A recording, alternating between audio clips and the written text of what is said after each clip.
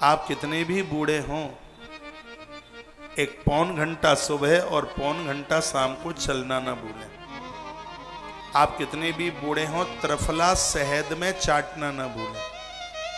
ऐसा शहद ही तो है जो डायबिटीज को नहीं बढ़ने देता, असली शहद होगा तो, लेकिन आजकल चीनी वाला ज्यादा आता है। ये आपके शरीर में, कमर में कहीं दर्द नहीं होने देगा, त्रिफला टूटने नहीं देगा, आपके स्वास्थ्य को कवच बना करके खड़ा रहेगा।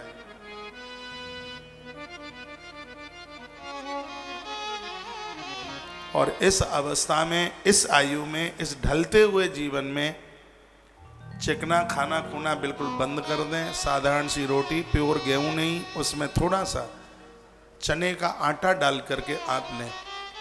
ये बिल्कुल मत कह के अपने आप को मायूस करना कि हमारा तो टाइम पूरा हो गया।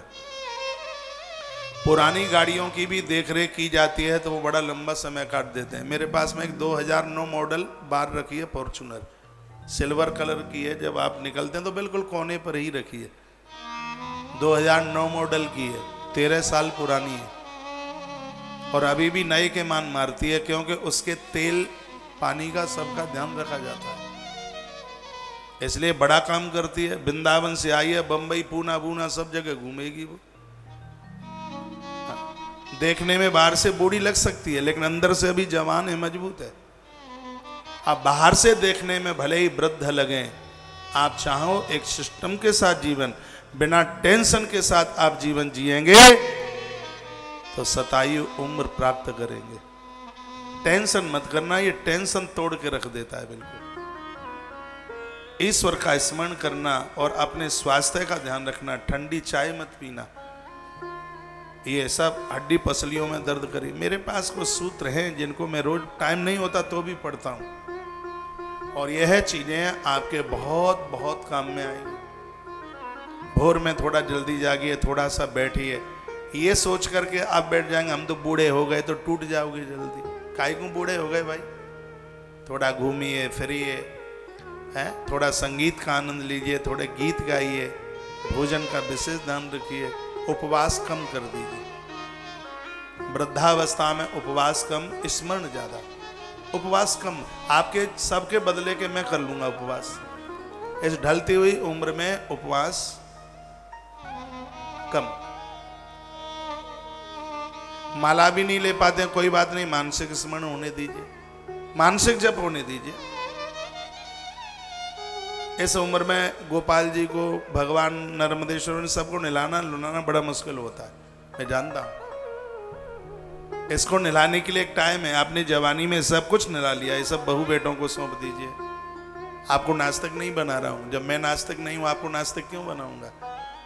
आप बैठे बैठे, चलते चलते, फिरते फिरते भगवान का स्मरण, जो भी आपको गुरु मंत्र में कोई मंत्र मिला है वह, उसके साथ आप जुड़कर, और अपने शरीर को एकदम छोड़ मत दीजिए। जिन गाड़ियों को चलाना छोड़ देते हैं वो जल्दी डैमेज हो जाती है। आपके पास दुकान है, थोड़ा दुकान पर बैठिए, हाँ, बच्चों के पास जा करके बैठिए, थोड़ा चलते फिरते, मूवमेंट होता रहे शरीर का, बॉडी का। मैं तो कथा अंतिम श्वास तक करूंगा, अंतिम श्वास तक। मैंने तो भगवान को बोला है, जिस दिन हम तेरे काम के ना हो तो फिर हमें यहाँ रहने की जरूरत ही नहीं है। अभी घूम घूम के देश देश तक कर रहा हूँ, उसके बाद मैं आश्रम में बैठ के करूंगा, लेकिन ये सेवा जिंदगी के अंतिम पड़ाव तक,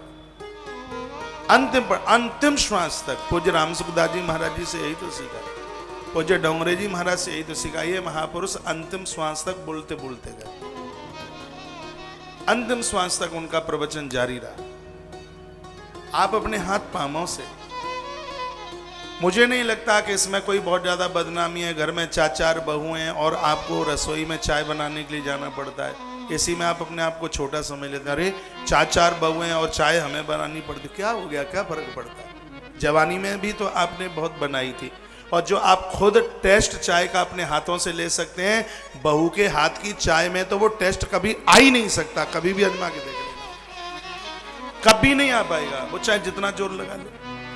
वो दालचीनी, क्यों दालचीनी के माई बाप को डाल दे उड़ेल के उसमें, अदरक की चाची को भी डाल दे उसमें, लेकिन जो अनुभव तजुर्बा एक आपको अपने हाथों का है, वो आजकल की ये बच्चियां नहीं कर पाएंगी।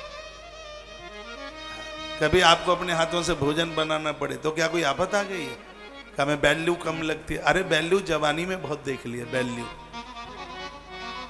चलता रहेगा, हाथ पांव चलता रहेगा। और जिस दिन आप एक जगह बैठ गए, उठना मुश्किल हो जाएगा।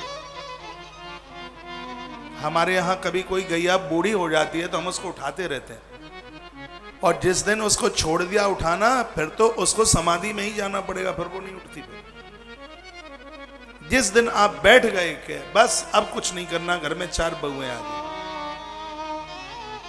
जमीन में लग जाएंगे उसी दिन। और मरने से डरिए मत बिल्कुल। हाँ, एक कोई श्रीमान जी रो रहे थे, अभी मैं नोएडा में था, उसमें था गुड़गांव में। मैंने पूछा आप क्यों रो रहे हैं?